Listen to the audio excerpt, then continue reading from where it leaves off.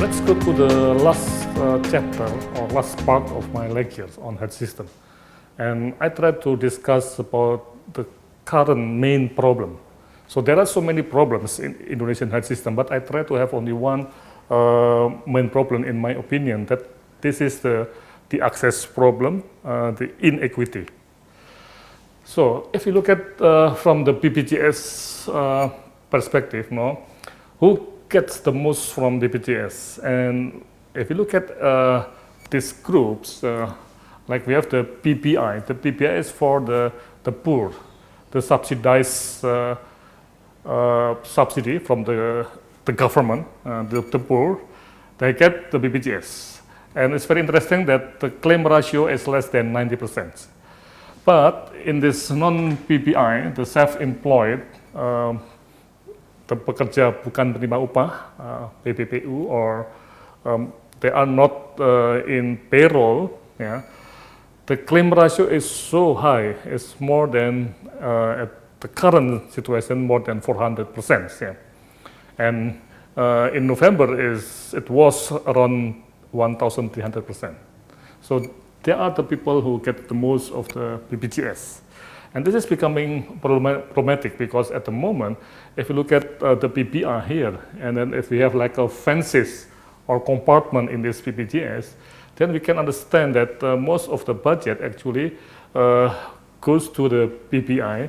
But because the problem of access, because we can see from the part 2 of the lecture, most hospital and also most specialists, they are clustering in the big cities and Java Island. That means the PPI, they don't have enough access to the medical care.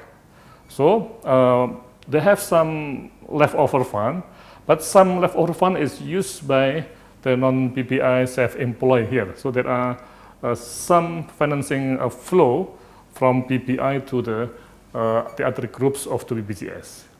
And they are relatively is like more affluent compared to PPI. They are not so poor. So that's like a wrong place subsidy. So this is the thing that I try to ask you, the students, and everybody who wants to look at what kind of problems. And in my opinion, not the main problem is the access and the coverage of these building blocks. Most of the health financing, health workforce, and service delivery goes to the big cities in Java Island.